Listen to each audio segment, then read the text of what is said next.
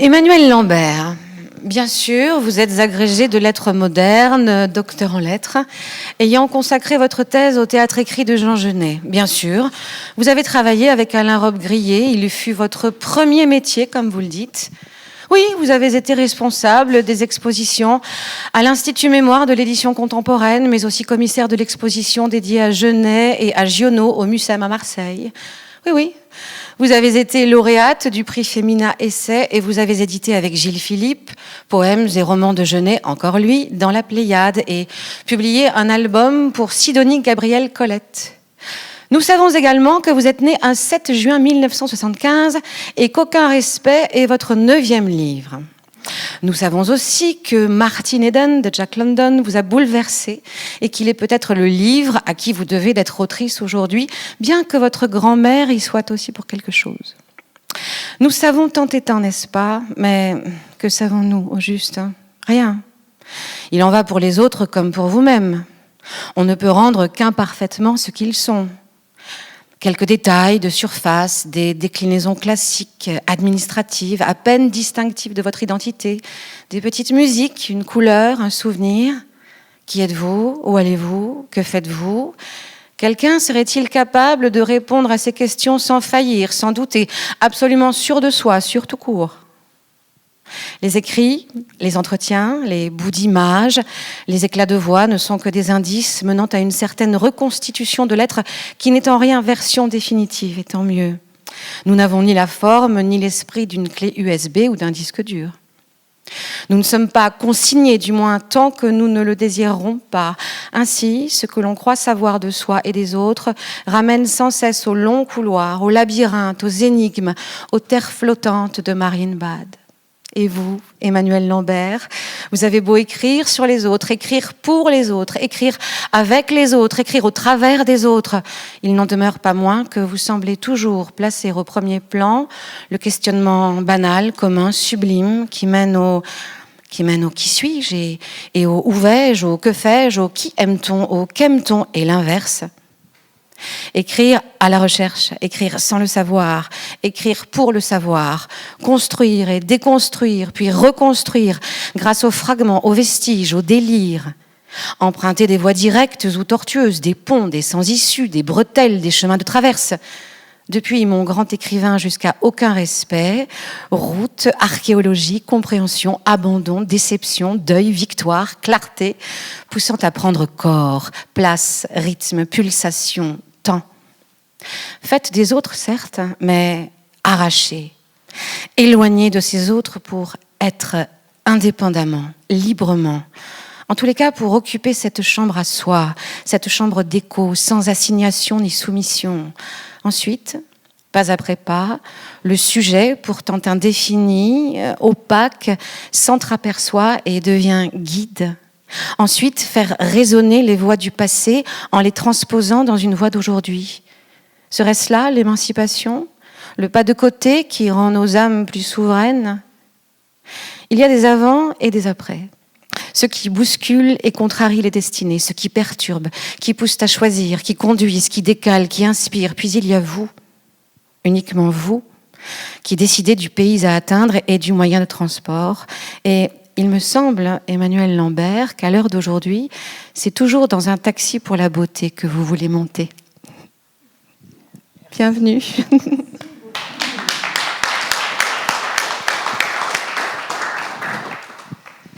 Alors, on embarque pour la beauté.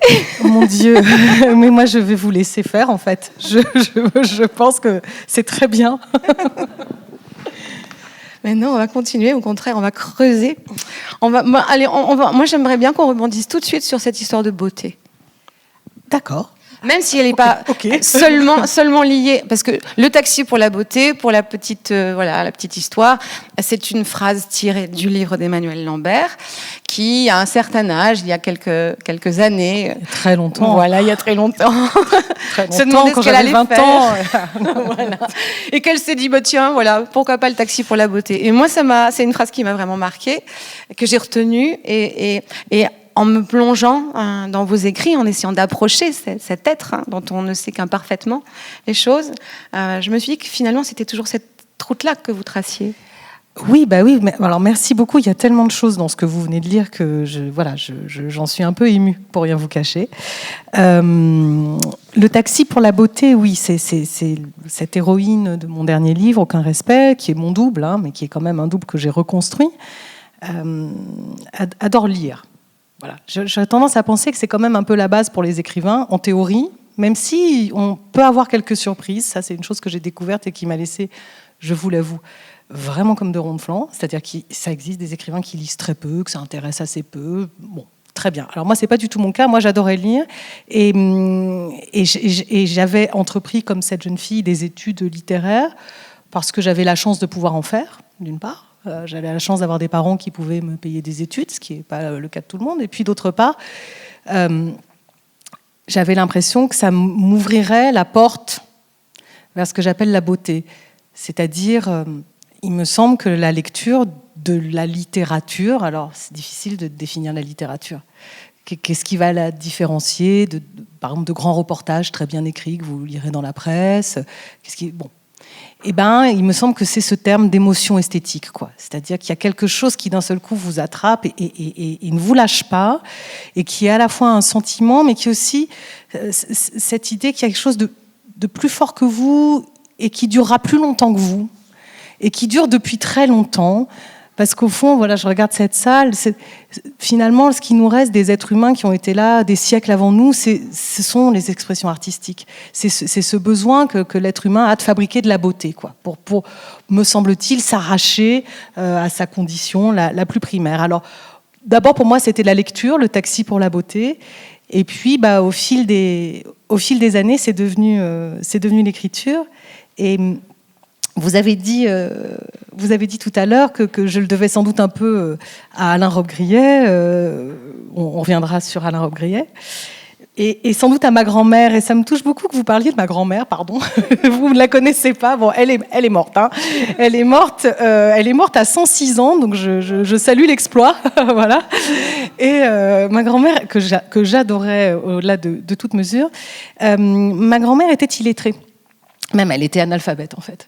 Elle avait grandi en Algérie. Elle était née en 1911. Elle avait grandi en Algérie. Elle était d'une famille très pauvre. Et donc, elle n'avait pas eu accès au savoir. Mais pourtant, elle était très sensible à la beauté, cette grand-mère.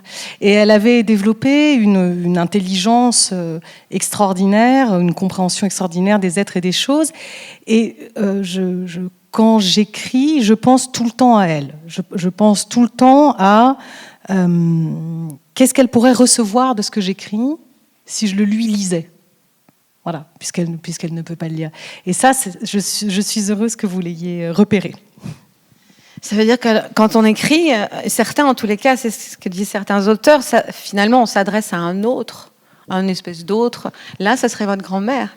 Pas seulement, mais aussi. Pas seulement. Je sais pas si c'est vraiment une adresse. Un regard par-dessus l'épaule. Oui, c'est plutôt ça. C'est plutôt l'idée qu'on a des fantômes.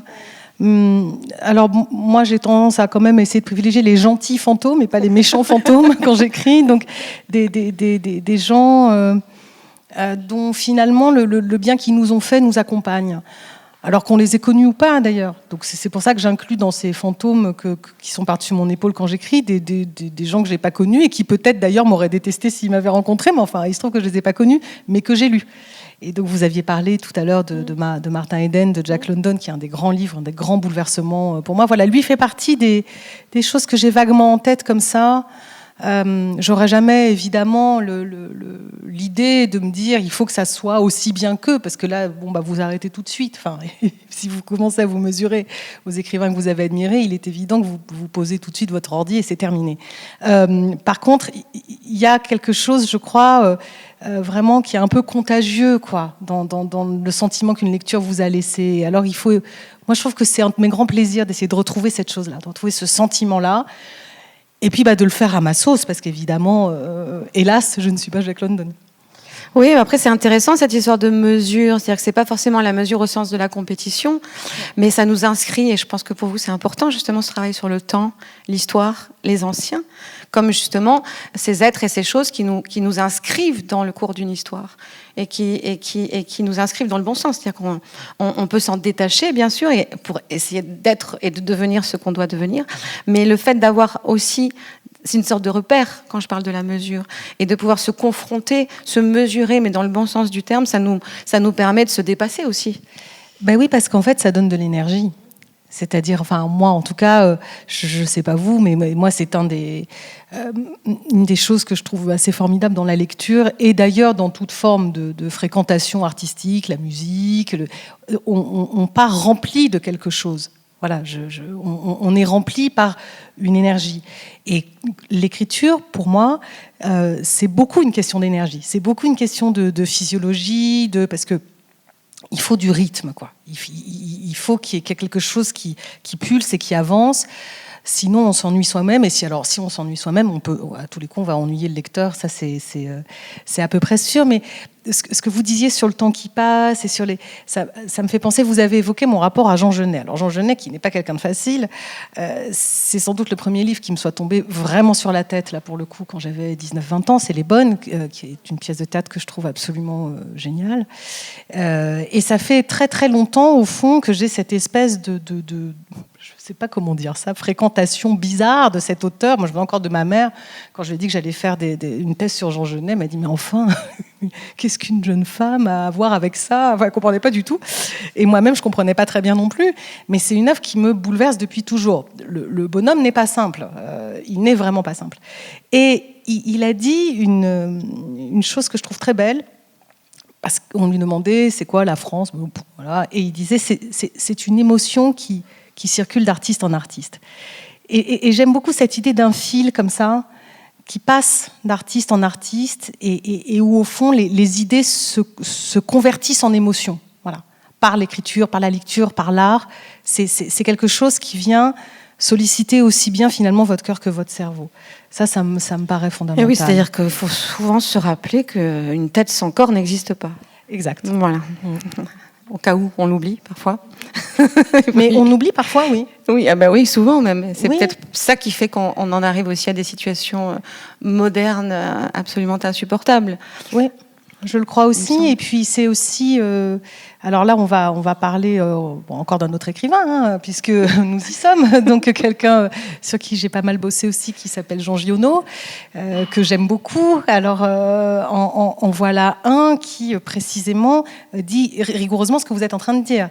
C'est-à-dire que le fait de ne pas respecter la condition des êtres humains comme à l'intérieur de la nature, comme des corps qui bougent, qui agissent, qui aiment, qui souffrent, ça amène à des monstruosités comme celle qu'il a vécue lui quand il a fait la guerre en 14-18, ça amène à la mécanisation, ça amène au fait que les rapports deviennent impersonnels.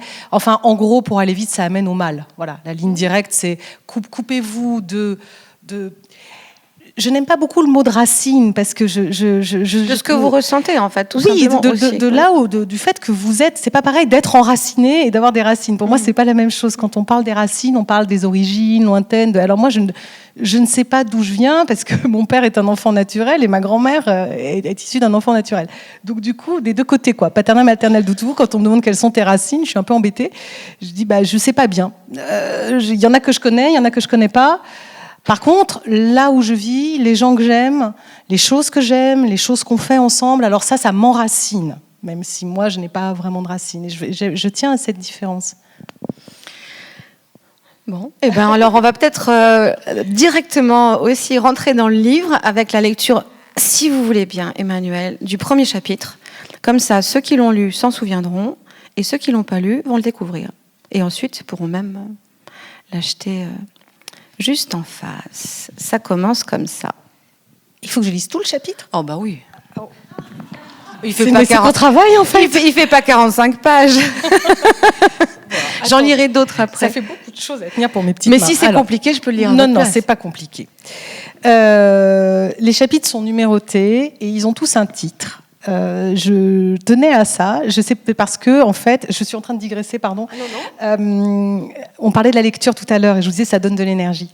Et en fait, à chaque fois que j'écris, il y a un moment évidemment de grand désespoir où tout est nul, où rien ne va. Sinon c'est pas drôle. Sinon, on n'écrit pas. Si on est toujours content de soi, on fait autre chose.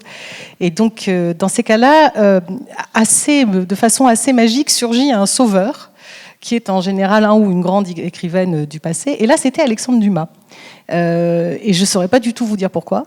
Et donc, j'ai relu Alexandre Dumas. J'ai relu La Reine Margot, j'ai relu Monte Cristo, tout ça. Et l'énergie qu'il y avait dans cette littérature un peu feuilletonnante, comme ça, c'est une littérature de péripéties aussi, où il se passe un truc à chaque chapitre, où on a envie de savoir. Alors, en souvenir de ça, j'ai numéroté mes chapitres et je leur ai mis des titres. Voilà, comme ça, on sait comment le feuilleton se déroule. Donc, 1, et le titre, c'est « Sauf elle ». C'était comme si tout le monde avait fait la fête, sauf elle. Alors là, je vais m'interrompre, parce qu'en fait, personne ne l'a vu, donc je vais vous le dire. C'était un clin d'œil à Alain Robbe-Grillet, avec qui j'ai beaucoup travaillé. C'est un clin d'œil à la première phrase d'un de ses romans, qui s'appelle « Le Voyeur ». Voilà, ça se commence par « C'était comme si personne n'avait entendu ». Bon, bah là, vraiment, personne n'a entendu, en fait, parce que si je ne vous l'avais pas dit, je pense que... Alors, on voulait l'emmener au Queen, une boîte de nuit des Champs-Élysées. La maquiller, la coiffer, lui faire fumer des joints, prendre des extas, lui mettre des cuissardes, des talons, des mini-jupes, des perruques, des porte-jartelles. On voulait la faire boire, qu'elle danse sur des tables, dans des cages, qu'elle fasse la tournée des bars. Ça l'effrayait. Elle avait tant besoin d'eau et de sommeil. Une vraie bête d'étable. Un jour d'octobre, Monsieur B, son professeur à l'université, lui avait dit « Allez donc voir mon ami Joseph, je crois qu'il dirige plus ou moins les archives à l'Institut. C'est le seul qui s'y connaisse pour votre truc. » Pour le rendez-vous, elle avait passé un nouveau pull, maille, manche 3/4. Elle n'en supportait pas le col roulé, l'éloignait de son cou avec des gestes désordonnés. Elle s'était mise à rougir, éternuer, balbutier, pour finir moite du dos et des mains. Elle avait chaud, elle avait peur. Ils avaient parlé de ses recherches, de ce qui l'intéressait dans la littérature. Joseph l'écoutait en posant sur elle des yeux rétrécis, aiguisés d'un trait blanc si elle s'agitait. À la fin de l'entretien, il lui avait proposé de faire un stage. Elle avait accepté, sans savoir en quoi cela pouvait consister. Apparemment, Joseph n'avait lui non plus aucune idée de ce que pouvait être un stage. Parfois, il disparaissait sans lui avoir dit ce qu'il fallait faire. Elle montait, on la regardait avec un air de pitié amusé. « Ah, Joseph n'est pas là, non ?»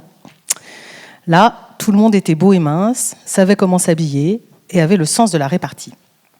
Elle laissait des post-it avec des questions sur le bureau de Joseph et elle rentrait chez elle, au creux du studio, avec ses livres et ses appels à sa mère, sa grand-mère, ses tantes, ses amis, à une armée de femmes qui, bavardant d'un bout à l'autre de la France, retranchées au chaud de leur maison, tissaient autour d'elle une grande toile de fils téléphoniques, sécurisante, attentive et domestique. La semaine suivante, Joseph descendait avec le paquet de post-it.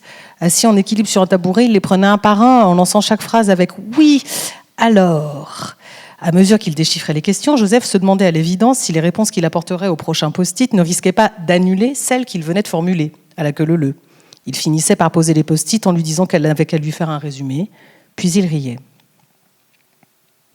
Hypnotisée par le motif du rideau masquant la porte d'entrée, il était censé donner au studio un côté boudoir, elle coupait des courgettes à un rythme régulier auquel se mêlait dans son esprit le bruissement des post-it carrés jaunes mixés, puis froissés par les mains solides de Joseph. Le poste de radio occupait l'espace sonore d'une présence familière à laquelle elle prêtait peu attention. Entre deux nouvelles, la radio avait diffusé un spot publicitaire pour la viande de veau élevée sous la mer. Pendant des années, elle avait entendu « élevée sous la mer », MER, se disant que cela devait donner à la viande un goût subtilement salé, jusqu'au jour où une sagacité relative lui avait fait vérifier l'information. Elle avait dû effacer l'image des veaux étouffés sous l'eau ou équipés de tubas le temps d'atteindre la taille requise pour l'abattoir, pour la remplacer par une autre. Ils étaient désormais à l'endroit juste, à l'endroit réel, sous le pied des vaches, le temps d'atteindre la taille requise pour l'abattoir. C'était de l'élevage, pas de l'apprentissage sous-marin. Quand la radio était revenue sur les crimes du tueur de l'Est parisien, elle avait arrêté de découper les légumes. Depuis des mois, il violait et assassinait des femmes dans les arrondissements où habitaient la plupart de ses amis. Faute de pouvoir les enfermer chez elles, leur mère leur avait acheté des petites bombes lacrymo. Elles auraient sans doute préféré que les filles restent pour l'éternité dans leur chambre d'adolescente, Posters au mur, livres, radiocassettes, coups de fil interminables. Si seulement elles étaient restées, il n'y aurait plus jamais eu à avoir peur. Lorsqu'elles rentraient le soir, entre filles, elles avaient un code de conduite censé les protéger. De retour chez elles se téléphonaient. Si l'une d'entre elles était menacée, mais qu'elle pouvait répondre, elle devait dire qu'elle venait de raccompagner une amie qui en réalité n'existait pas et à qui elles avaient préalablement donné un prénom fictif. Alors, les autres prévenaient la police. Si le répondeur automatique s'enclenchait, les autres laissaient un message disant qu'elles avaient oublié leur carte orange et arriveraient 2 minutes plus tard pour la récupérer. Si, dans les 2 minutes, personne n'avait rappelé, elles prévenaient la police. Pour veiller les unes sur les autres, elles faisaient ce que pouvaient faire des filles seules quand, dans la ville, on laissait circuler des ogres, soit presque rien. Merci.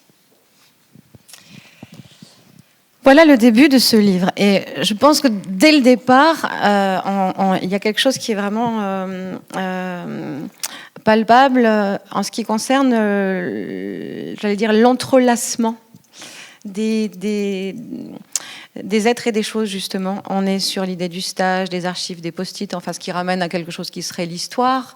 Et puis on a un monde tout à coup brut, même abrupt, moderne, actuel en tout cas, et l'intimité qui arrive là aussi en filigrane et qui prend qui prend la place, puisqu'on finit, on clôt le chapitre sur cette sensation désagréable.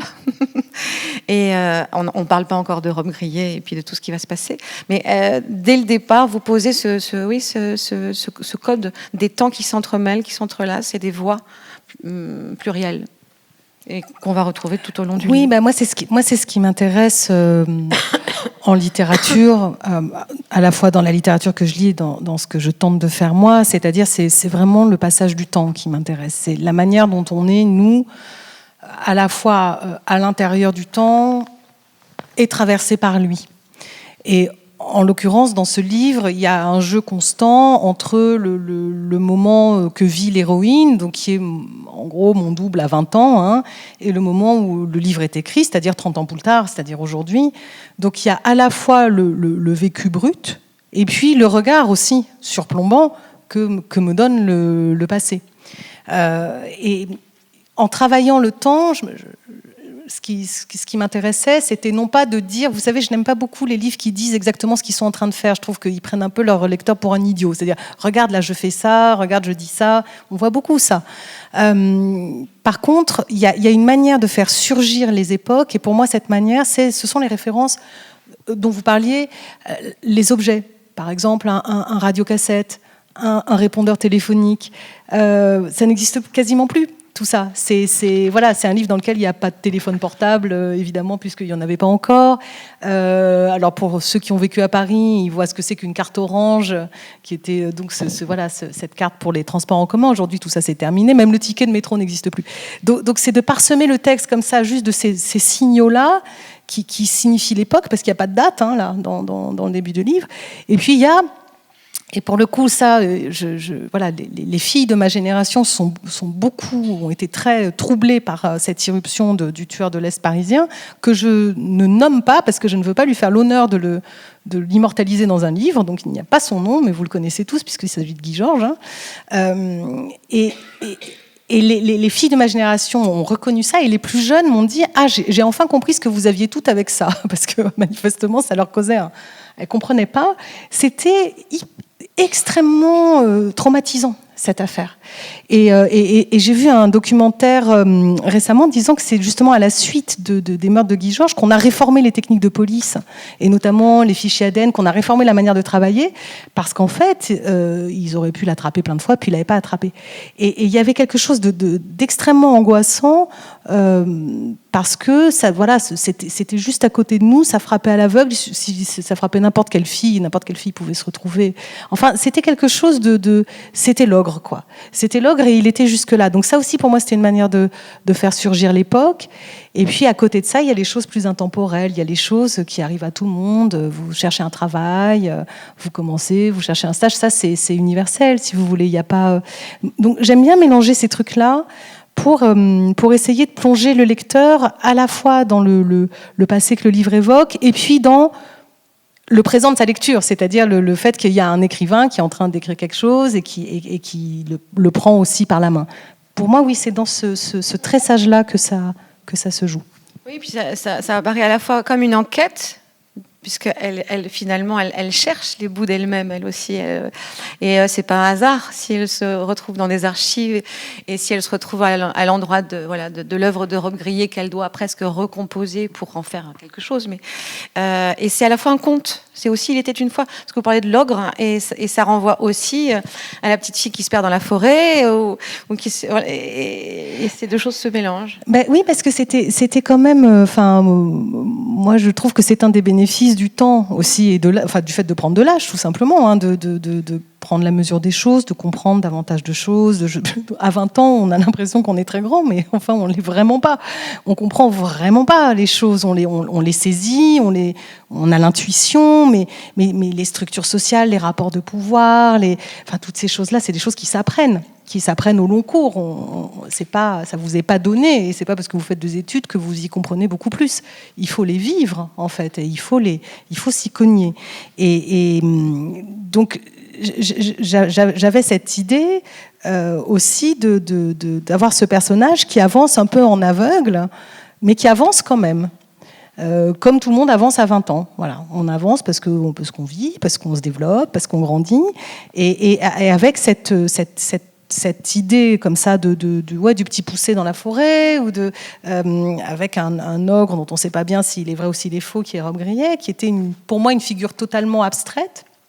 Alors là, je vais faire quand même une parenthèse biographique, c'est-à-dire que j'ai donc fait des études de lettres, et puis j'ai fait un stage, j'avais 21 ans quand j'ai cherché un stage, et on m'a proposé, j'ai fait un premier stage, et ensuite on m'a proposé de revenir travailler avec Alain Rob Grillet, parce que l'institut où je travaillais venait d'avoir les archives de Rob Grillet. Et moi, je vous jure, j'étais mais sûr qu'il était mort, Rob Grillet. C'est-à-dire que, comme je l'avais vu dans les manuels scolaires, pour moi, c'était une figure très lointaine. C'était une sorte de statue du commandeur de la littérature. Donc je suis absolument tombée de ma chaise. Et j'avais évidemment une idée complètement fausse de lui, parce qu'au fond, on ne connaît pas les écrivains. On connaît leurs livres, on peut se renseigner un peu sur leur vie, mais enfin, de là à les connaître réellement. Et donc, ça m'amusait, cet apprentissage-là aussi, qui est au fond une chose que j'ai beaucoup creusée aussi, c'est-à-dire qu'est-ce qu'un artiste, qu'est-ce qui transpire de sa création quand vous le rencontrez. Parfois, rien du tout, hein, c'est pas si simple. Qu'est-ce qu'on laisse, quelle est la trace qu'on va laisser.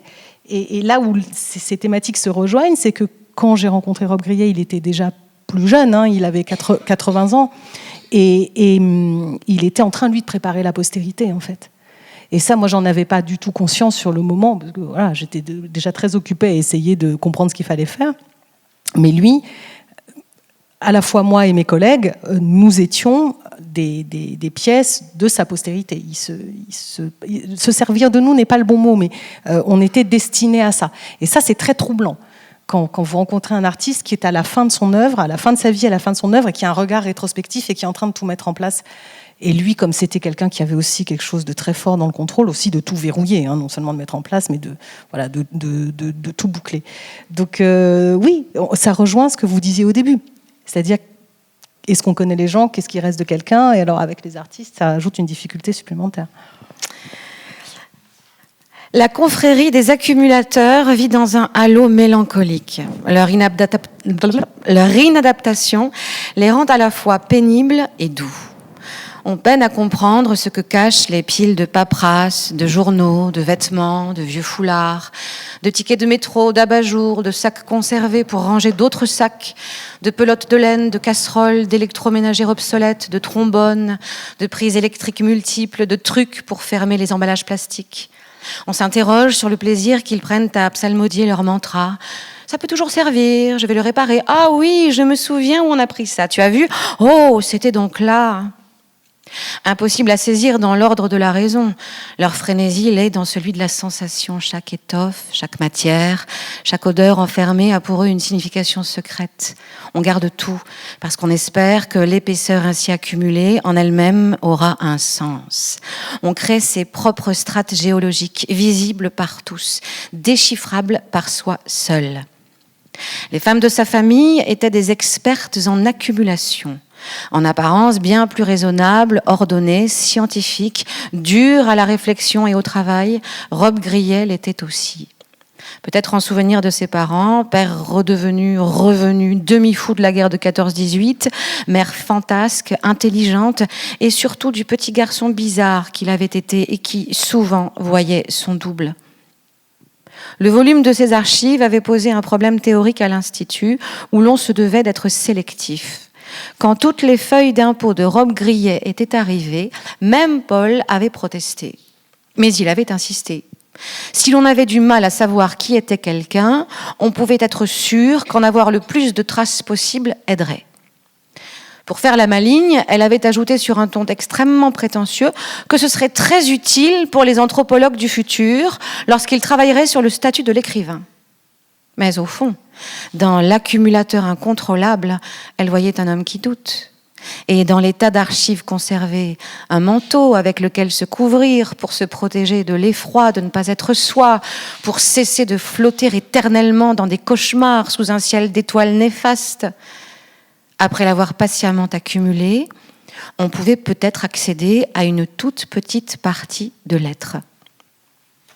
Voilà, encore ce petit extrait qui rejoint notre conversation.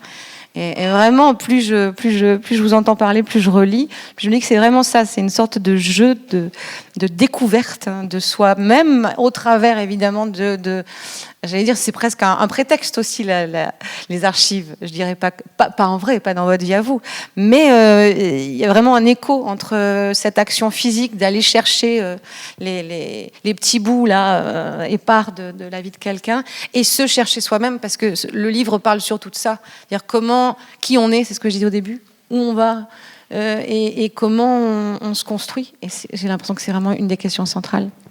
Alors oui, il y a deux choses dans votre question, mais concernant les objets, il y a effectivement qui on est, où on va, puis il y a qu'est-ce qu'on laisse. C'est une question importante, qu'est-ce qu'on laisse en fait. Et quand on travaille dans un institut d'archives comme je l'ai fait, on doit trier. C'est qu'on ne peut pas tout prendre de la vie de quelqu'un, parce que d'abord on n'a pas la place. Le plus gros problème des instituts d'archives actuellement, c'est le stockage. C'est ce qui coûte le plus cher, parce que ça doit être sécurisé, climatisé. Donc il faut être sélectif. Alors on est sélectif au regard de quoi ? Au regard de l'intérêt des documents qui sont laissés pour la recherche, pour les biographes, pour le patrimoine. Mais les gens, et ça je l'ai vu avec Robe Grillet, mais je ne l'ai pas vu qu'avec lui d'ailleurs, souvent ils sont très attachés à en fait bien d'autres choses que leurs manuscrits ou leur correspondance à leurs éditeurs. C'est-à-dire ce qu'ils ont envie de laisser, ce qui reste d'eux, c'est des tas de petites choses qui paraissent complètement insignifiantes au fond. Et ça, on l'a tous vécu, pour peu qu'on ait vidé les affaires de quelqu'un après son décès. On n'est pas forcément ému par des choses de grande valeur. On va être ému par un petit bout de truc griffonné sur une table. À tout à l'heure, je reviens. On va être ému par un petit ruban. On va être ému par tout ce que les instituts d'archives vont jeter. En fait, ça, vous pouvez être sûr. Et donc, et Robe Grillet, lui, et alors c'est quand même pas inintéressant pour quelqu'un qui avait une si grande attention aux choses dans ses livres. Parce que ceux qui ont lu Les Gommes et ceux qui ont lu un certain nombre d'autres de ses livres savent que les objets tiennent une place fondamentale dans sa littérature. Il gardait absolument tout. Mais tout. Donc le moindre billet de train, le billet d'avion. Alors remarquez, c'était assez intéressant parce que moi j'ai découvert par exemple des billets de bateau, des bateaux qu'on prend plus, des trucs en plus avec les jolies mises en page des années 50, 60, des objets complètement incongrus pour moi. Mais enfin lui, il y tenait beaucoup. Et nous, on était un petit peu embêtés parce que nous, ce qu'on voulait, c'était le manuscrit des Gommes, le manuscrit du Voyeur, le manuscrit de Marienbad, mais pas nécessairement les transatlantiques de Monsieur et Madame Robe Grillet. Et il nous a mené une guerre pas possible et il a fallu qu'on prenne tout. Et au fond, je le comprends. on ne peut pas savoir à l'avance ce qui va être intéressant dans ce qu'on laisse. Et donc, les manuscrits, ça c'est sûr, ça on ne prend pas de risque. Quand on prend les manuscrits, on sait que ça va être intéressant. Mais tout le reste, c'est très difficile de hiérarchiser. Je vais vous donner un autre exemple. Dans cet institut d'archives où je travaillais, il y avait les archives de Jacques Derrida, le philosophe. Et Jacques Derrida, il était à l'école normale supérieure en même temps que le sociologue Pierre Bourdieu. Voilà, ils étaient dans la même promo. Bon, bref. Et puis, donc, un jour, je devais choisir des petites choses à montrer pour un événement. Donc, je regarde les archives de Jacques Derrida et je vois un petit bout de papier qui était vraiment presque un truc qui était bon à acheter, quoi. Et je lis, je me dis, mais qu'est-ce que c'est? Il y avait, mon salaud, je t'ai attendu, t'es pas venu. Ok. Et en fait, c'était Derrida à Bourdieu quand ils avaient 19 ans. Donc, les petites choses, voilà, il faut faire attention et il faut respecter chaque petite chose. Donc ça rejoint ce que vous disiez sur cette question, oui, savoir qui on est, savoir quelle est sa place. Au fond, mon sentiment depuis longtemps, et alors qui s'est beaucoup accentué parce que c'est ce qui m'intéresse vraiment dans l'écriture, c'est l'idée que on se connaît à travers les autres. Pas tellement à travers ce qu'ils disent de nous, mais à travers la manière dont ça, vous savez, comme un miroir réfléchi ou comme une surface va vous renvoyer à travers une sorte d'échange comme ça. Et donc il y a aussi ce que les autres vont retenir de vous, ce qui vous renvoie. Et ce qui est beau, c'est que, enfin, je le crois sincèrement, je crois vraiment que vous ne pouvez pas le savoir à l'avance. Vous ne pouvez vraiment pas le savoir à l'avance. Et j'aime beaucoup les livres qui montre ça, ce caractère indécidable, ce caractère impossible à figer de l'identité de quelqu'un. Voilà, de cette chose qui est mouvante dans le temps, qui est mouvante dans l'espace, dans les rencontres qu'on fait. J'aime l'idée de garder le mouvement, quoi. Voilà. Alors, pour rencontrer un peu plus et Emmanuel Lambert et le livre et l'œuvre de Rob Grillet, je vous ai concocté un petit diaporama à ma façon, non exhaustif. Non exhaustif. Je prends des choses qui sont dans les livres, dans les interviews, voilà. Vous pouvez aller voir ma mère quand même, rassurez-moi. Elle n'était pas disponible. Non, c'est pas du people. Et puis voilà, ça va vous donner une sensation. C'est plutôt sur des sensations que je travaille. Je vous invite à vous asseoir en face de l'écran, sinon vous ne verrez rien. J'aime la vie, je n'aime pas la mort. Pourtant, j'aime assez ce qui demeure immobile. J'aime les chats, je n'aime pas les chiens.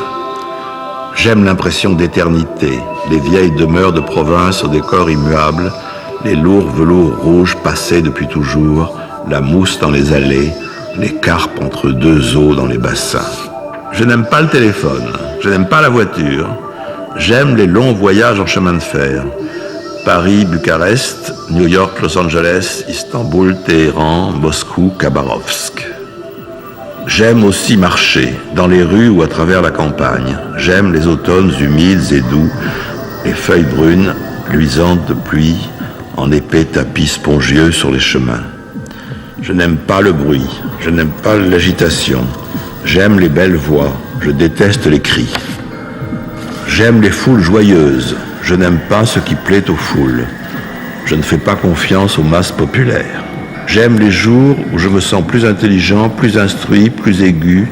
J'aime apprendre, j'aime enseigner. Je n'aime pas faire une conférence après un bon repas. J'aime bien les petites filles, surtout si elles sont jolies.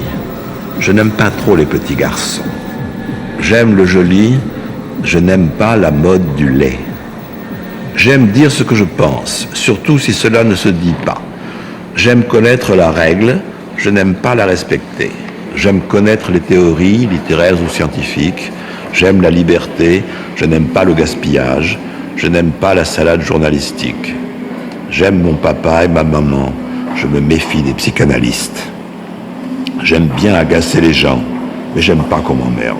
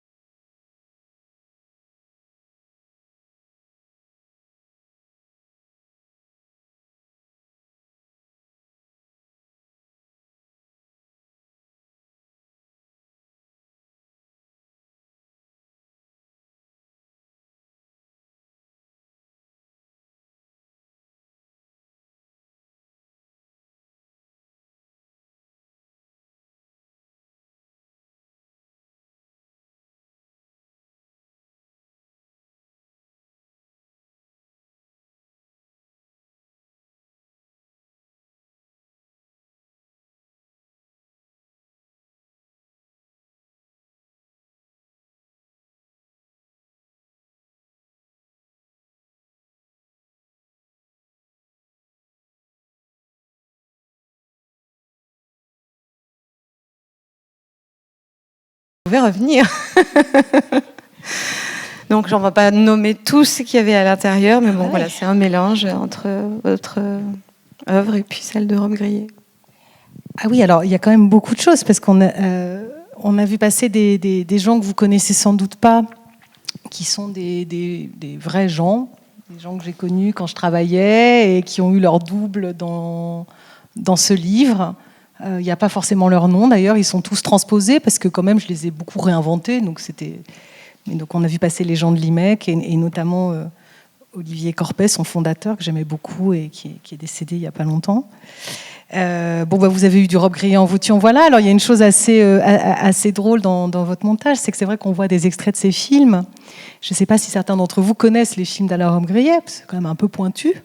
Donc, il a écrit le scénario de l'année dernière à Marienbad de René, et ensuite il a réalisé lui-même des films. Alors moi je ne savais pas du tout quand j'ai commencé à travailler avec lui qu'il avait réalisé des films, et puis alors j'ai compris quand j'ai vu les films, parce qu'en fait c'est que des trucs vaguement, c'est du SM soft. C'est-à-dire que ce n'est pas des films pornographiques, il n'y a rien qui va vous empêcher de dormir, mais enfin, vous avez vu, il y a des chaînes, il y a des barreaux, il y a tout le truc. Il y a cette sublime Marie-France Pizier qui est belle comme le jour. Il y a Jean-Louis Trintignant qui a joué dans plusieurs films. On a des surprises. Il y a Trintignant qui a joué dans plusieurs films. Lonsdal, Philippe Noiret. Enfin, bon, moi, on voit ça. On voit Paris, on voit... Astrid m'avait demandé, en gros, qui sont vos écrivains, vos figures historiques. Alors, on a vu passer des gens pour qui j'ai une admiration au-delà de toute mesure. Victor Hugo, bien sûr. Alors, je sais pas, c'est un peu bête de dire j'aime Victor Hugo, mais enfin, qu'est-ce que vous voulez, c'est la fameuse phrase de Gide, vous savez, le plus grand écrivain français, hélas. Et donc, on ne s'en sort pas. Genet, bien sûr, mais on a vu... surtout, ce qui me touche c'est que vous avez mis cette musique, pour ceux qui sont un peu mélomanes, ils l'ont peut-être reconnu, c'est un lied de Schubert, qui s'appelle Handy Music, et dont je parle, alors là je suis un peu émue quand même, quand je parle dans un de mes livres qui s'appelle Le garçon de mon père, qui est un livre que j'ai écrit avant Aucun respect, que j'ai écrit après le décès de mon père. Et moi je viens d'une famille de musiciens professionnels et amateurs. Voilà, il y a tout un mélange comme ça, donc il y a à la fois des gens qui ont fait le conservatoire, qui étaient professeurs de piano, de violon, puis d'autres qui étaient complètement... musiciens comme ça en chantant chez eux, mais qui avaient des voix naturelles et qui allaient chanter dans les chœurs de l'opéra. Enfin voilà, tout un monde de saltimbanques comme ça des deux côtés. Et mon père était un fou de musique. Et je crois que ce qu'il préférait, c'était les leaders de Schubert. Et maintenant, quand je pense à lui, j'entends ça. Et ça rejoint ce qu'on disait tout à l'heure. Qu'est-ce qu'on laisse ? Avant le décès de mon père, je pense pas que j'aurais pu savoir qu'il me laisserait ça. J'aurais pas pu le dire, en fait. Je pouvais pas l'anticiper. Donc ça me fait assez plaisir que vous l'ayez... Il est un peu là, du coup. Et puis, pour ceux qui étaient là le mois dernier avec Olivier Cadio, je ne sais pas si vous vous souvenez, j'avais passé un audio de Roland Barthes qui disait « j'aime pas » et qui finissait donc cette énumération en disant « ce que je sais finalement, c'est que mon corps n'est pas le même que le vôtre ». Ça rejoint aussi, je trouve, la thématique, enfin, les thèmes abordés dans votre œuvre. Et il y a un élève de Roland Barthes dans le livre aussi. Alors Benoît Peters, ce qu'on a vu en photo, c'est une photo en noir et blanc. On a vu un moment un jeune homme comme ça qui se tient un peu comme ça, un peu sombre et tout. C'est mon premier éditeur en fait. C'est Benoît Peters, qui est connu mondialement parce que c'est le scénariste de la BD Les Cités Obscures. Et donc il a reçu les plus hautes distinctions au Japon par les spécialistes du manga. Voilà. C'est une star de la BD, mais c'est aussi un intellectuel féroce. Benoît, il a fait la biographie de Jacques Derrida, la biographie de Paul Valéry. Enfin, c'est un écrivain. Premier livre aux éditions de Minuit, quand il avait 19 ans. Et il a filmé des entretiens avec Rob Grillet, dont on entend d'ailleurs un extrait, parce que le j'aime pas, c'est Rob Grillet le lit pendant les entretiens. Et c'est comme ça que je l'ai rencontré, et c'est comme ça que j'ai été amenée à publier mon premier livre. C'est en rencontrant Benoît, qui est quelqu'un que vous pourriez inviter, parce qu'alors vraiment, il est complètement éclectique. C'est un esprit complètement libre, c'est-à-dire c'est un élève de Roland Barthes, et il avait commencé une thèse sur la bande dessinée. Alors, comme il dit, il y avait guère que Roland Barthes pour accepter une chose pareille. Et il a inauguré, il y a 2 ans, la première chaire de bande dessinée au Collège de France. Donc, et il est comme ça, c'est quelqu'un qui sait tout faire et qui fait tout avec talent et intelligence. Enfin, je l'aime beaucoup. Et c'est mon premier éditeur. Il a une maison d'édition qui s'appelle Les Impressions Nouvelles, qui est une maison d'édition belge, dont le siège est à Bruxelles. Et donc, j'ai publié mes 3 premiers livres chez lui. Et puis, j'ai écrit un livre qui s'appelle La Désertion, qui est un roman. Et je vous le raconte parce que ça parle vraiment de lui, en fait, ça, ce que je vais vous dire. Et je pense que notre ami libraire verra à quel point c'est rare ce qu'il a fait. Donc, j'écris ce roman et Benoît me dit, voilà, écoute, nous sommes une petite maison. Et c'est vrai qu'ils sont 3, donc c'est pas beaucoup. Et nous n'avons pas de moyens commerciaux. Alors, ils ont un super catalogue. Enfin, c'est des... Bon, bref. Mais enfin, c'est pas des gens très commerciaux. Et il m'a dit, c'est vraiment dommage pour toi qu'on puisse pas faire vivre ton livre au-delà d'un petit cercle. Donc, envoie ton manuscrit à des grandes maisons. S'ils le prennent pas, on te publie. Et s'ils le prennent, on est content pour toi. Et ça, comment dire, je crois que ça existe assez peu. Et donc, je tiens à signaler que, quand même, là, ça va être ma minute prix. L'année dernière, sur la liste du Goncourt, vous aviez Hélène Gaudy et moi. Nous avons toutes les deux été publier notre premier livre chez lui.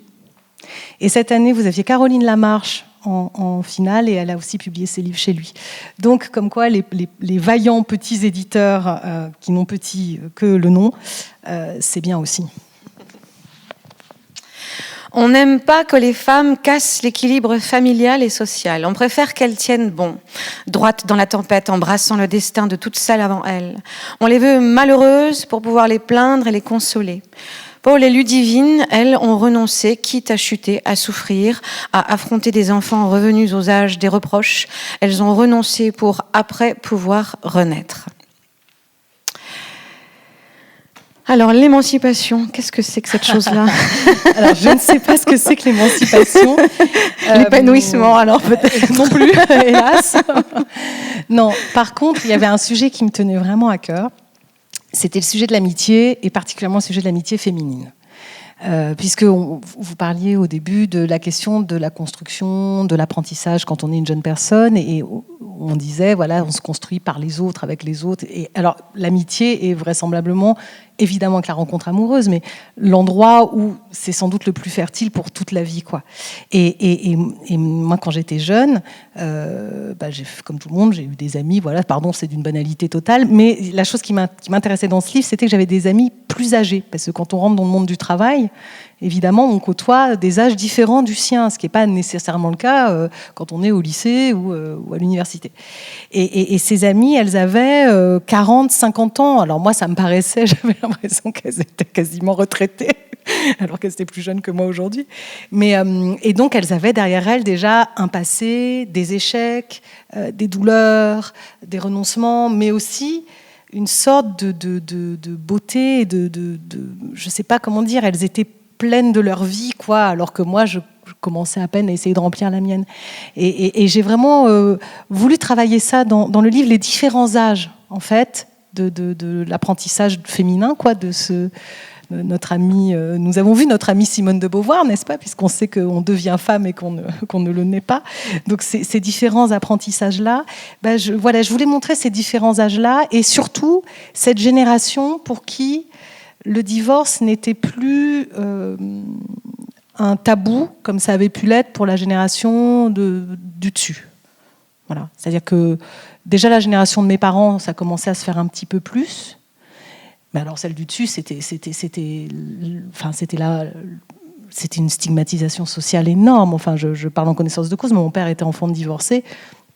Dans les années 50, ça se passait très très mal. C'était très mal vu, et les femmes souffraient terriblement de cette stigmatisation. Et donc, peu à peu, les femmes, toutes les études le montrent, se demandent de plus en plus le divorce. Pardon, je ris, c'est pas drôle, mais c'est-à-dire qu'elles en ont de plus en plus les moyens. En réalité, elles ont de plus en plus la possibilité de le faire. Et ces femmes-là, qui sont des femmes d'un âge moyen, dans le livre, le font. Et la jeune femme que j'étais les regarde avec une espèce de stupeur admirative, parce qu'elle casse en fait quelque chose qui, à moi, à elle, paraissait enviable. Une structure des enfants, un mari, un métier, enfin, et elles y vont et elles le mettent par terre. Et ça, c'était un peu mes héroïnes. Ouais. Je me disais, oh là là, quel courage d'aller chercher son bonheur contre son confort et d'affronter sa peur, au fond. Parce qu'elles avaient peur, toutes les deux, que les enfants leur en veuillent. Enfin, j'imagine que ce que toute personne qui divorce, en fait, connaît. Donc ça me paraissait vraiment une chose importante, cette amitié qui se nouait aussi dans une sorte de solidarité entre une très jeune femme qui ne comprenait pas grand-chose à ce qui se passait pour les plus âgés, mais qui voyait quelque chose de valeureux et de courageux et presque des modèles possibles. On peut renoncer. Voilà. C'était ça la leçon. On peut renoncer, quoi. Et ça me paraît important aussi de savoir ça. Parce que, bon, alors là, je vais faire la minute de comptoir, mais cette société où il faut être résilient, où il faut tenir, où il faut serrer les dents, enfin, non. On peut lâcher, on peut renoncer. Et si on en a les moyens matériels. Ça, c'est une autre question. Oui, mais de toute façon, il faut choisir. Il me semble, oui, qu'on est toujours confronté à la question du choix, mais ce que je voulais montrer dans le livre aussi, c'est que bien souvent, on n'est pas forcément seul avec son choix. Mais c'est un apprentissage, justement, c'est un chemin.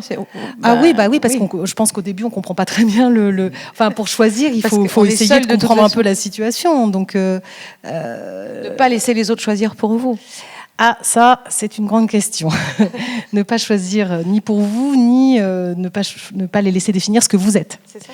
Et ça, je trouve aussi un des grandes choses de l'entrée dans le monde du travail, de l'apprentissage de la société. C'est-à-dire qu'à un moment donné, vous occupez une place, vous occupez un rôle. Et dans quelle mesure ça va vous définir ? Dans quelle mesure les autres vont vouloir vous définir par rapport à ça ? Enfin, je pense que tous les gens qui ont travaillé en entreprise connaissent cette question-là. C'est-à-dire, on est à la fois ça et pas que ça. Et parfois, si on tombe dans de mauvaises mains, ça peut être compliqué. Donc tout ça, tous ces apprentissages se tressent dans le bouquin. C'est-à-dire l'héroïne, elle essaye d'avancer avec tout ça. Elle, héroïne, et moi, écrivaine, j'essaye de montrer comment le temps travaille tout ça, comment la société bouge, comment les individus bougent les uns par rapport aux autres, se reflètent les uns les autres. J'essaye de créer comme ça un jeu de reflets, quoi, dans l'écriture, pour qu'on puisse essayer de suivre le mouvement comme ça du temps. Et cette jeune héroïne se confronte à ce couple ce tandem, on va dire plutôt, qui justement a refusé certaines assignations et lui donne un exemple complètement hors norme.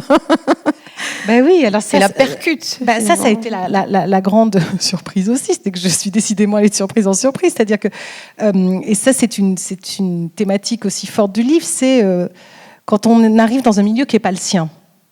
Donc au fond, ça c'est un truc qu'on trouve dans beaucoup de livres, par exemple. C'est quand même un des grands sujets. Vous citiez Martin Eden, c'est exactement la grande histoire de Martin Eden. Donc on découvre un milieu qui n'est pas le sien. Et moi, c'était mon cas, parce que je ne viens pas du tout d'une famille de lettrés, du milieu littéraire parisien. Enfin, je venais de banlieue, j'avais rien à voir avec tout ça. Donc non seulement j'ai découvert que Rob Grier n'était pas mort, ça c'était la première révélation. Ensuite, j'ai découvert que dans ses films, c'était quand même un peu olé olé.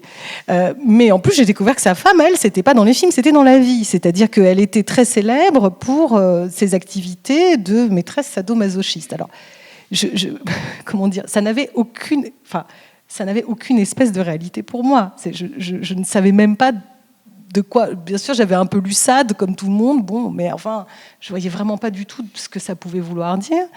Et donc, c'est la découverte de l'altérité aussi. C'est-à-dire, non seulement c'était un couple de gens bien plus âgés, puisqu'on avait quand même 55 ans d'écart, donc ça fait quand même pas mal, des gens bien plus âgés, dans un milieu tout à fait différent, et avec une identité sexuelle revendiquée, parce que c'est ça la clé. C'est que c'est pas, après tout, ils pouvaient très bien aller faire ce qu'ils voulaient leur week-end, ça me regardait pas, mais c'était revendiqué dans les livres, revendiqué dans les films, revendiqué dans le discours, comme un truc d'émancipation. Et j'en ai fait aussi un ressort un peu comique dans le livre, parce que j'arrivais avec des idées complètement... Moi, je vénérais la littérature, donc j'avais comme ça des idées. Et je vous montrais qu'il y a des gens qui parlaient que de sexe, en permanence.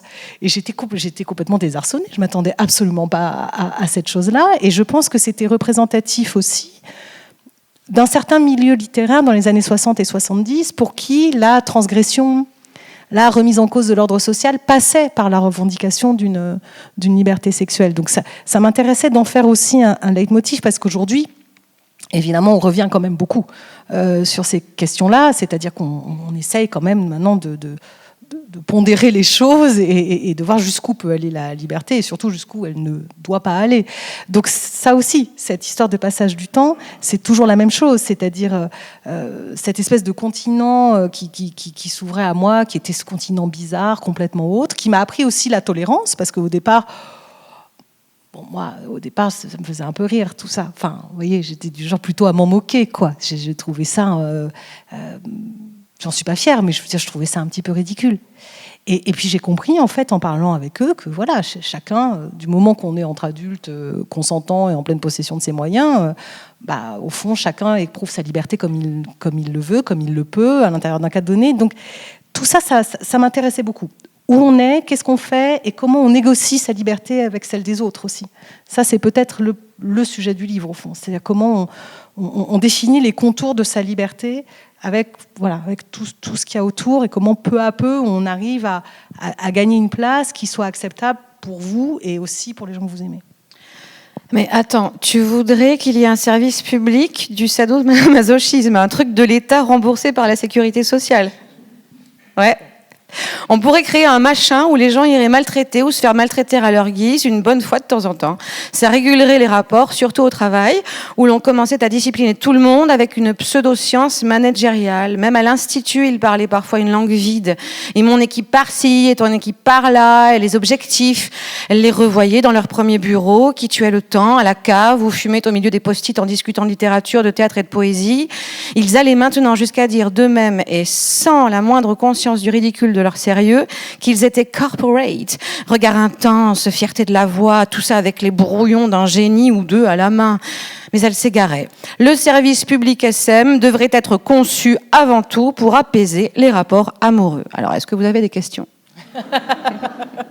Et vous savez qu'on m'a déjà demandé en rencontre si je le pensais vraiment. J'ai dit non, je ne crois pas du tout que la Sécu doive rembourser les séances de SM.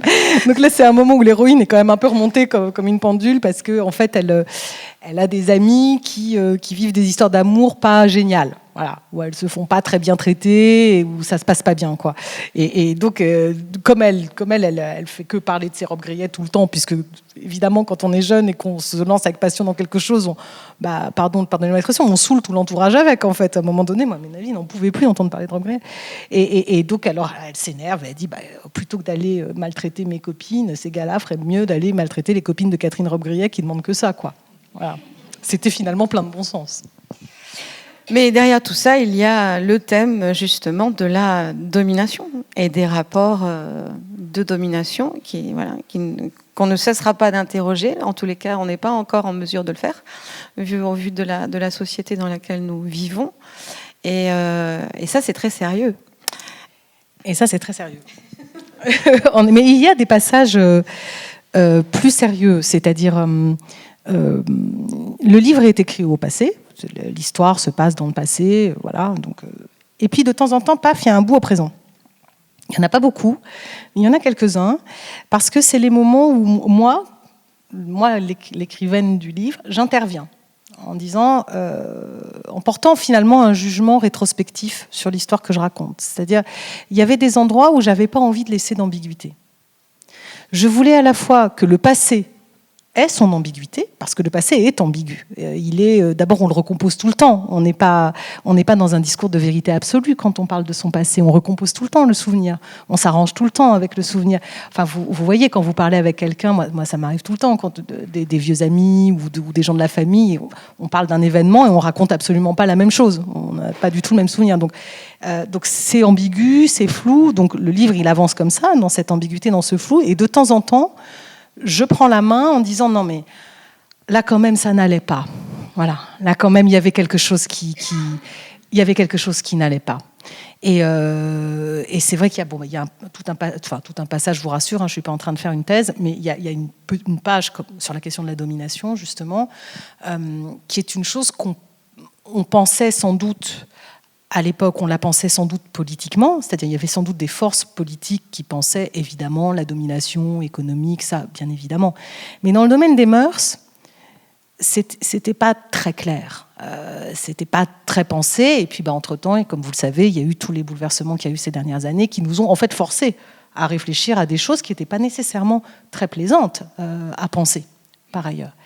Et donc, c'est vrai que ça croise la question de la domination dans les rapports amoureux, dans les rapports sexuels. Alors là, pour le coup, avec les robes grillées, on a vraiment une éthique du consentement pur et dur. C'est-à-dire que ça c'est une chose aussi que j'ai découverte, j'en suis restée toute étonnée, mais c'est que le SM est impossible sans consentement. C'est que c'est vraiment un contrat, en fait. Donc, si vous ne respectez pas le contrat, c'est fini. Donc c'est cette question-là, mais il y a aussi la question des rapports sociaux et des rapports dans le travail. Parce qu'au fond, je ne vous apprends pas que la situation économique s'est dégradée peu à peu, que les rapports dans le cadre du travail se sont dégradés peu à peu, que tout est en train d'être de plus en plus, je trouve, difficile. Et donc cette question de la verticalité, du fait que les gens se sentent malheureux, ne trouvent pas leur place, alors dans le milieu culturel, je ne peux pas dire qu'on les presse comme des citrons et qu'on les jette comme des vieilles chaussettes quand on délocalise l'usine, par exemple, parce qu'on n'en est pas là. Mais disons que toutes ces choses-là, elles sont pas, c'est pas un livre à thèse, mais elles affleurent. Elles affleurent comme en germe il y a 30 ans, parce que évidemment, la société dans laquelle on est aujourd'hui, elle était en germe dans la société d'il y a 30 ans. Et je trouvais que c'était presque une sorte de je sais pas comment dire, de contrat avec les lecteurs et les lectrices, qui sachent où finalement, moi, aujourd'hui, je me situe par rapport à cette ambiguïté du passé que je raconte, parfois en essayant d'y mettre de l'humour, parce qu'au fond, l'humour, ça reste quand même la meilleure arme de destruction massive. C'est la meilleure critique qui soit des choses, l'humour. Mais il y a des choses dont on rigole quand même pas. Voilà. Et c'est pour ça qu'il y a ces petites intrusions. Et oui, justement, le marquis de Sade, puisque vous en parliez tout à l'heure, disait, entre autres, « Il ne faut pas s'imaginer que ce soit la beauté d'une femme qui irrite le mieux l'esprit d'un libertin. C'est bien plutôt l'espèce de crime qu'ont attaché les lois à sa possession. » Donc les questions de domination, elles renvoient à quoi aussi, justement, au pouvoir, à la possession. C'est pas qu'une question de... À la liberté. Et à la liberté, exactement. À quel rapport on entretient avec l'idée de liberté, parce qu'on n'est pas... Voilà, être libre, qu'est-ce que c'est et est-ce qu'on y arrive ? Et puis il y a plusieurs sous-catégories dans tout ce que vous êtes en train de dire. Il y a l'idée de la liberté, donc de l'émancipation, c'est-à-dire comment vous pour peu que vous en ayez envie, comment vous échappez à un destin qui a été pensé pour vous, par votre condition sociale, par votre genre, vous voyez. Donc, si vous avez envie de vous en échapper, comment vous faites ? Il y a ça, et puis à l'intérieur de ça, il y a la sous-catégorie féminin, c'est-à-dire et qu'est-ce qui se passe encore pour une fille à l'intérieur de ça ? Comment pour une femme ? Alors, moi, je suis de la génération, par exemple, qui a tenu pour acquis un certain nombre de choses. Pour moi, la question était réglée. On était les égales des hommes. J'avais été élevée par des parents qui étaient de la génération 68. J'ai bénéficié de l'accès à la contraception, de la légalisation de l'avortement. J'ai pu accéder aux études supérieures. Enfin, moi, comme vous savez, souvent quand on est bien portant, on s'en rend pas forcément compte. Donc je trouvais ça normal, en fait. Je trouvais ça normal. Et j'avais été élevée par des parents qui me traitaient vraiment complètement à l'égal des garçons, qui me disaient que j'étais aussi intelligente, aussi valable, aussi ceci, aussi cela.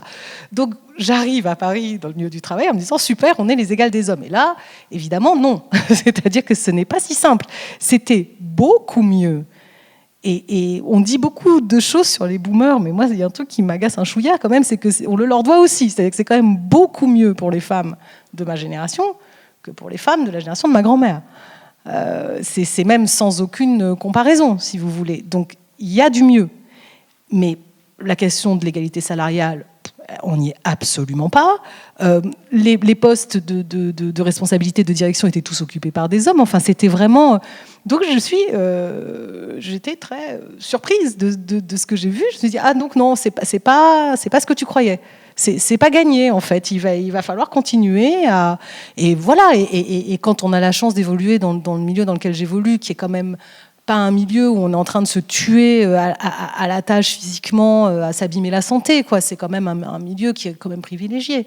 On peut sans doute, évidemment, plus facilement essayer de travailler tout ça pour continuer à avancer. Et ça, c'était une question qui m'intéressait. Oui. De toute façon, en effet, ces questions-là, enfin, je pense qu'elles doivent nous inquiéter tous les jours. C'est ce que disait sans Simone relâche. Veil, elle disait à la moindre crise, ça va repartir en arrière. C'était pas... Et alors, je ne peux pas résister à vous passer, puisqu'on arrive à la fin du rendez-vous, mais comme on parle de tout ça, et que j'ai aussi découvert qu'une des phrases qui motive votre écriture, c'est la phrase de Charlie Chaplin, qui dit que... je vous laisse dire, qu'est-ce qu'il dit ?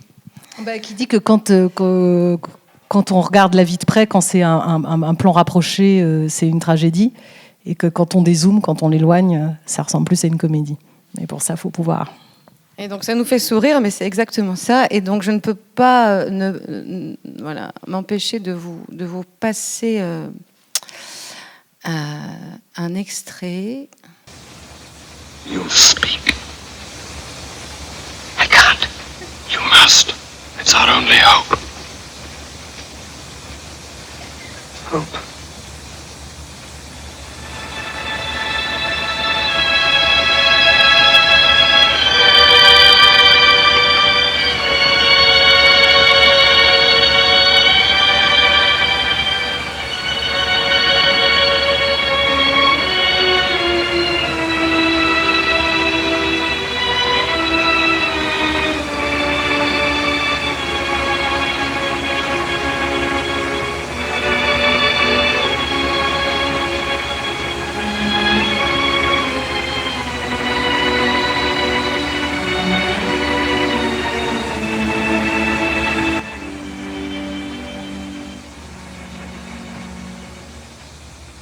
I'm sorry. But I don't want to be an emperor. That's not my business. I don't want to rule or conquer anyone. I should like to help everyone if possible. Jew, Gentile, black man, white. We all want to help one another. Human beings are like that. We want to live by each other's happiness, not by each other's misery. We don't want to hate and despise one another. In this world there's room for everyone, and the good earth is rich and can provide for everyone. The way of life can be free and beautiful. But we have lost the way. Greed has poisoned men's souls, has barricaded the world with hate, has goose-stepped us into misery and bloodshed. We have developed speed, but we have shut ourselves in. Machinery that gives abundance has left us in want. Our knowledge has made us cynical, our cleverness hard and unkind. We think too much and feel too little. More than machinery, we need humanity.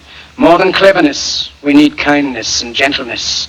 Without these qualities, life will be violent, and all will be lost.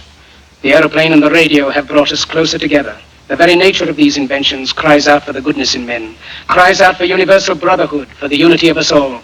Even now, my voice is reaching millions throughout the world, millions of despairing men, women, and little children, victims of a system that makes men torture and imprison innocent people. To those who can hear me, I say, do not despair. The misery that is now upon us is but the passing of greed, the bitterness of men who fear the way of human progress. The hate of men will pass, and dictators die, and the power they took from the people will return to the people. And so long as men die, liberty will never perish. Soldiers, don't give yourselves to brutes, men who despise you, enslave you, who regiment your lives, tell you what to do, what to think, and what to feel, who drill you, diet you, treat you like cattle, use you as cannon fodder. Don't give yourselves to these unnatural men, machine men with machine minds and machine hearts.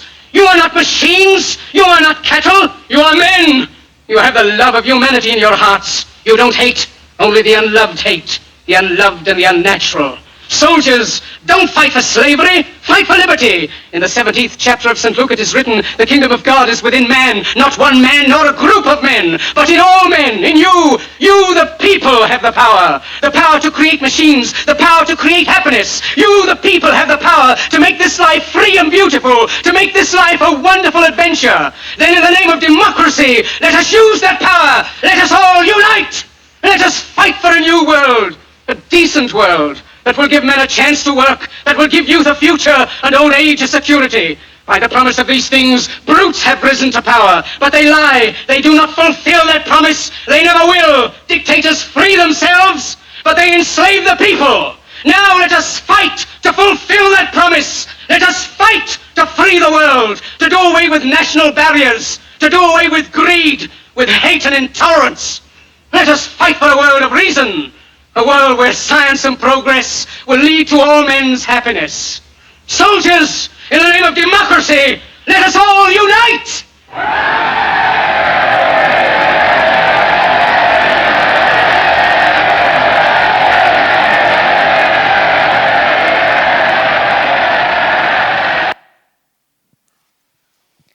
Donc ça, c'était la fin du film Le Dictateur, et je trouvais que finalement, il y avait un peu tous les thèmes abordés, Comment dire, dans ce livre, pas de la même façon.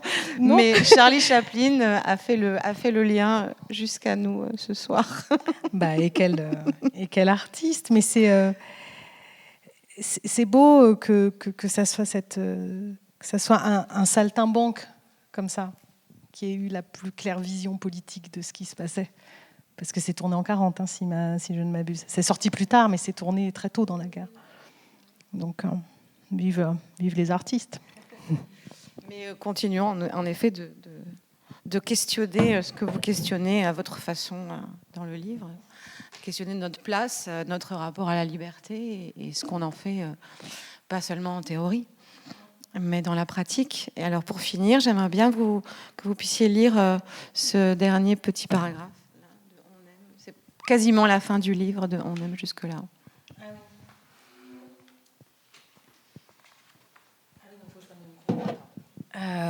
Attends, je me mets sur le... Voilà. On aime l'idée qu'au moment où nous voyons briller les étoiles, elles sont déjà mortes. C'est une idée poétique, séduisante, c'est une idée fausse. Les scientifiques nous l'expliquent. Les étoiles sont des soleils qui brûlent très longtemps et qui sont très lointains.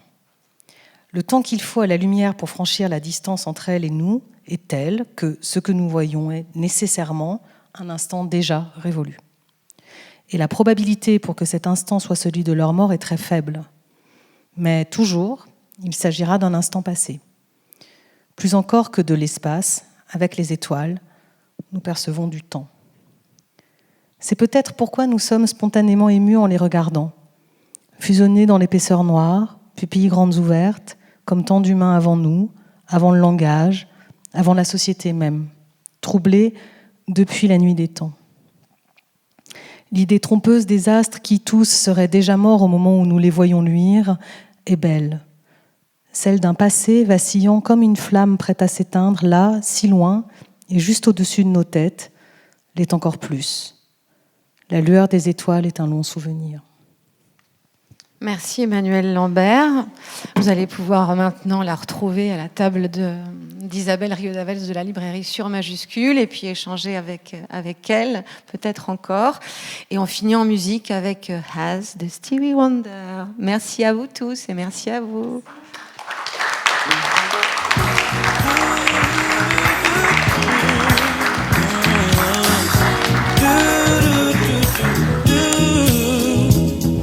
Around the sun, the earth knows she's revolving, and the rosebuds know